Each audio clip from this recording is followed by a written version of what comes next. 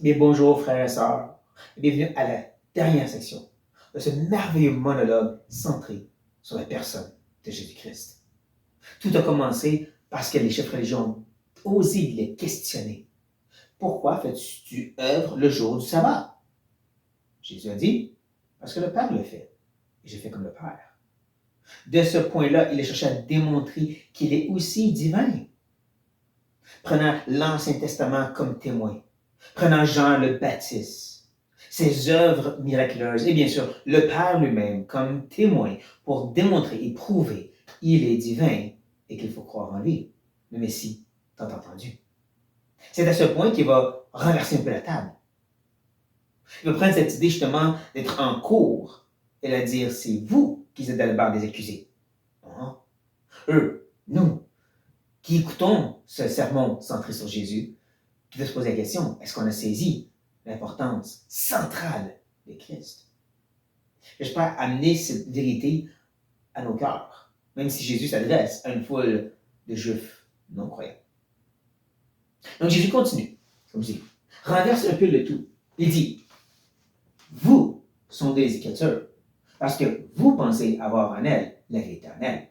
Ce sont elles qui rendent témoignage de moi. Et vous ne voulez pas venir à moi pour avoir la vie. Il commence avec une note qui semble positive. Vous sondez les Écritures, chefs religieux, pharisiens, scribes. Vous sondez les Écritures pour avoir la vie, pour avoir cette vie éternelle, cette espérance. Il croit le trouver en obéissant à la loi, en y ajoutant les traditions des anciens. On fait les cérémonies, on va au temple, on fait tout ce que la loi nous dit, ce que la parole dit. On sonde pour comprendre ces choses, pour espérer avoir la vie. Combien de gens qui viennent à Jésus, qui disent justement qu'est-ce qu'on doit faire pour la vie éternelle? Quelle loi qu'on doit obéir? Comment qu'on doit agir? Ils sont les Écritures, ils le voient. C'est comment que je peux avoir la vie. Et quand on regarde toutes les religions qui se sont bâties sur la Bible, mormons, musulmans, témoins de Jéhovah, ils font la même chose. Ils sont les Écritures, ils essaient de ressortir des façons d'avoir la vie éternelle. Et ils oublient que tout est centré sur Jésus-Christ. Tout l'Ancien Testament. Les exemples qu'on regarde comme Joseph et David, ce n'est pas des exemples à suivre en soi, autant que ça pointe vers la personne de Jésus. Ils sont des types de Christ. Tout ce qui est dans la loi et tout ce qui est prophétisé, c'est centré sur la personne de Jésus. Bien sûr, son mystère terrestre. Et qu'est-ce que les hommes ont dit ensuite? Les épîtres pointent vers Christ. Tout est centré sur lui. Tristement, ils ne viennent pas à lui pour avoir cette vraie vie. Il vient de témoigner, de prouver, c'est moi le Messie. C'est moi la façon d'aller au Père. Vous vouliez la vie éternelle. Je vous dis, c'est moi, mais vous ne voulez pas venir à moi. Vous pensez pouvoir découvrir les vérités et faire les choses par vous-même. Les témoins de Jéhovah vont dire, Jésus est mort pour nos péchés, Jésus est mort à la croix pour nous, il peut sauver, mais tu dois faire ta part. Parce que Jésus, c'est pas Dieu. Et dans ça, ils démontrent qu'ils n'ont pas compris encore, même si on sont des Écritures. Même chose pour l'Église catholique, en grande partie. Cette idée, justement, c'est de trouver la vérité ailleurs que dans la personne même de Jésus, c'est qu'est-ce qui nous prive, qui nous empêche de venir à lui. Lui seul, sa vie parfaite, sa mort expiatoire, sa résurrection en justice pour être sauvé. Ne soyons pas commun. Je continue la condamnation. Il va dire, je ne tire pas ma gloire des hommes, mais je sais que vous n'avez point en vous l'amour de Dieu. Cette première phrase semble un peu sortie de nulle part. Hein? Je ne tire pas la gloire des hommes. Pourquoi tu dis ça, Jésus? On va comprendre au fur et à mesure qu'il avance. Il va montrer justement la tendance de l'être humain de trouver la gloire dans les hommes, dans les grands enseignants, les grands hommes de Dieu.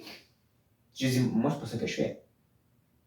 Je ne tire pas ma gloire des hommes. De ce point central encore, Jésus, il se tourne vers eux et encore semble dire quelque chose qui semble à part en disant, vous n'avez pas l'amour de Dieu en vous. Pourquoi il dit ça? Parce que l'amour de Dieu, le Père, est centré sur le Fils. Hein, le Fils de l'homme qui vient à lui et l'ancien des jours qui met toute sa gloire sur lui. Parce qu'il l'aime. C'est même Dieu qui a écrit la totalité des Écritures pour présenter Jésus. Dans l'Ancien, c'est voilé. C'est des types et des images, mais c'est tout supposé montrer Jésus. 4 évangiles pour nous présenter ce merveilleux Fils. Des hommes ensuite mandatés pour nous parler de ce qu'il a fait. Comme Paul dit, je vais prêcher seulement Christ et Christ crucifié. Rien d'autre d'aussi éloquent de ça.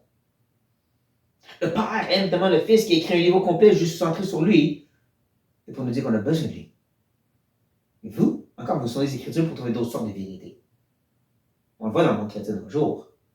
Des gens qui prennent des idées de la Bible et qui sortent toutes sortes d'idées sur des ministères de délivrance, puis des miracles à avoir, puis de l'argent à réussir à découvrir.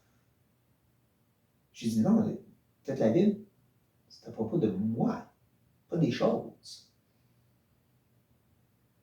Vous ne venez pas à moi, il vient de dire.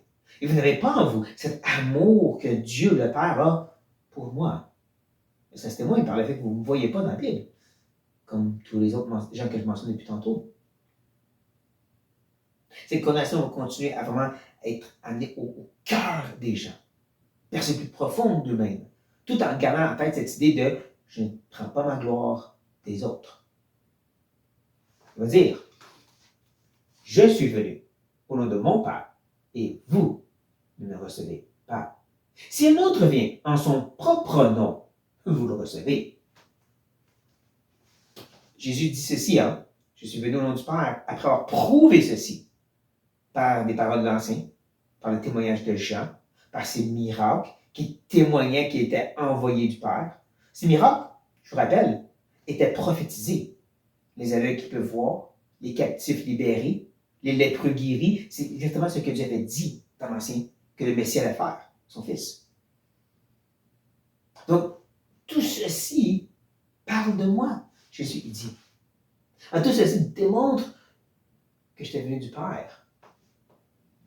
Mais vous ne me recevez pas. À la place, vous préférez ceux qui viennent en leur propre nom. Rabbin Gamaliel et sa grande sagesse. Ou le rabbin Hillel. Tous des hommes de leur temps, eux, qui étaient très importants. Gamaliel est encore en vie, Hillel n'était plus, mais c'est des hommes comme ça qui les citaient entre eux. Ah, mais Hillel a dit. Mais Gamaliel dit ceci. De nos jours, on pourrait dire apôtre, prophète. Un tel ou une telle a dit ceci. Non, mais j'ai lu ce livre de cet homme, puis lui, il dit ceci. On tire la gloire de ces hommes et on reçoit ce qu'eux ont à dire à la place du Fils lui-même et tout ce qui témoigne du Fils envoyé du Père. D'accord, on peut vraiment reconnaître un ministère chrétien par ceux qui vont témoigner de Christ et Christ seul et ceux qui vont juste parler de plein d'autres choses, même si ça vient de la Bible. Jésus va continuer. Et il va ajouter, « Comment pouvez croire, vous qui tirez votre gloire les uns des autres, qui ne cherchez point la gloire qui vient de Dieu seul. » Qu'est-ce que j'ai dit tantôt? Cette phrase qui s'est nulle part, « Je ne tire pas ma gloire des autres. » Et vous, c'est ce que vous faites. Vous vous glorifiez du fait que vous êtes important, que les autres gens vous écoutent. Vous venez en votre propre nom. Les gens disent, « Waouh! Quel grand homme de Dieu, quelle grande femme de Dieu, je dois l'écouter et lire ses livres. » Ça, c'est pas la gloire qui vient de Dieu.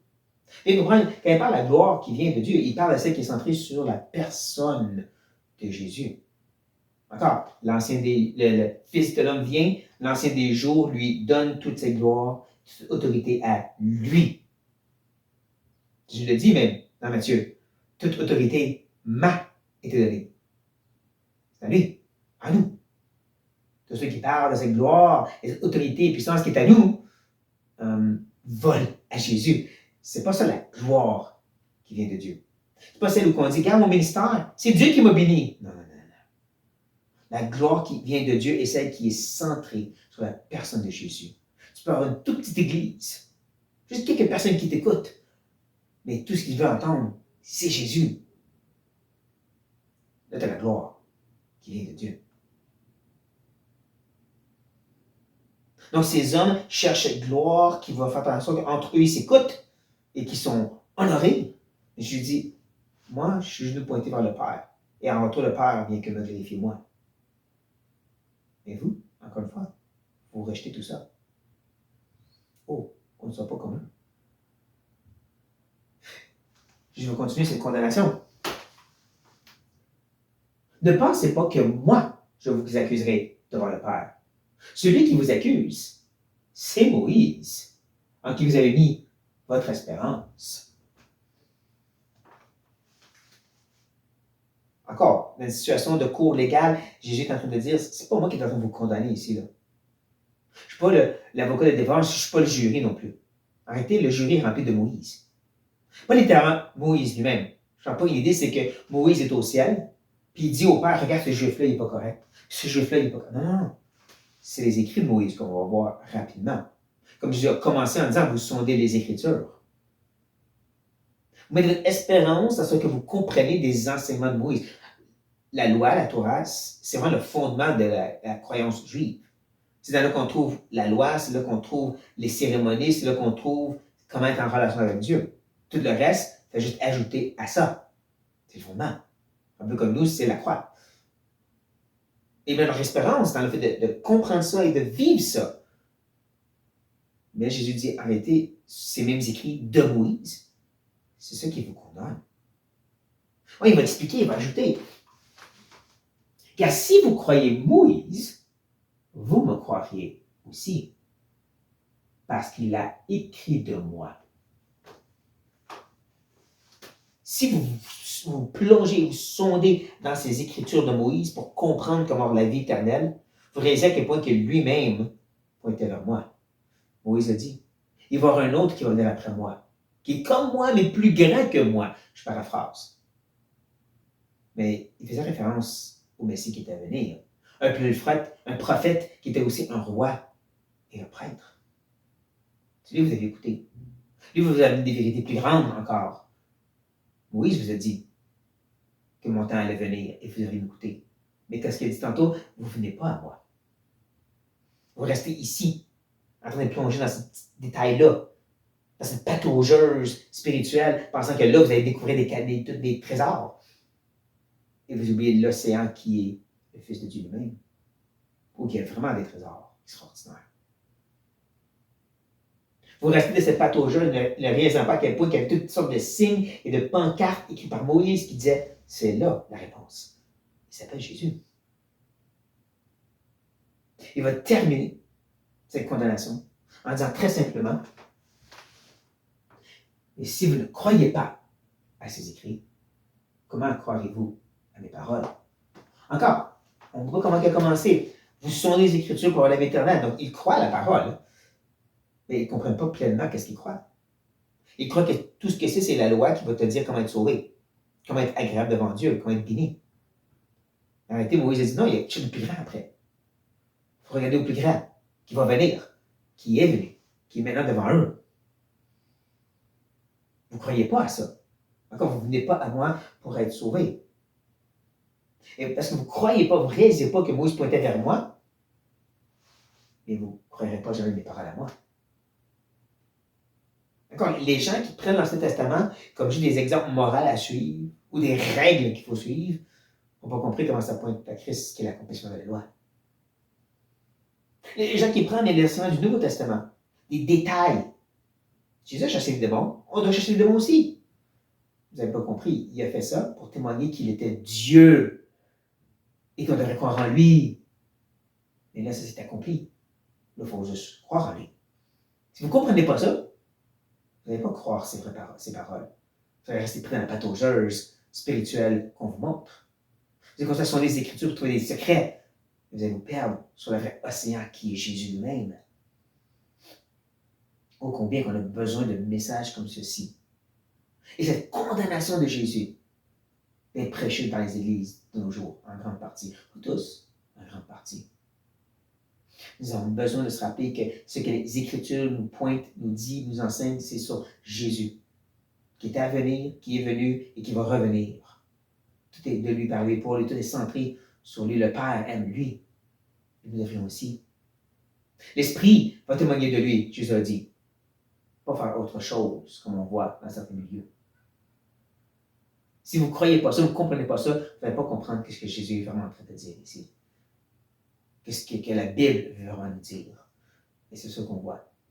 Des gens qui restent immatures, en train de patauger dans une compréhension très simple et charnelle des Écritures, à place de la profondeur de la personne infinie qui est Jésus-Christ. Que ceci nous motive, si nous l'avons compris, de plonger encore plus dans cet océan, de voir Christ à travers la totalité de ses Écritures, de voir à quel point ça témoigne de lui, pour venir plus à lui, chers frères et sœurs. Sur cette note, soyez bénis.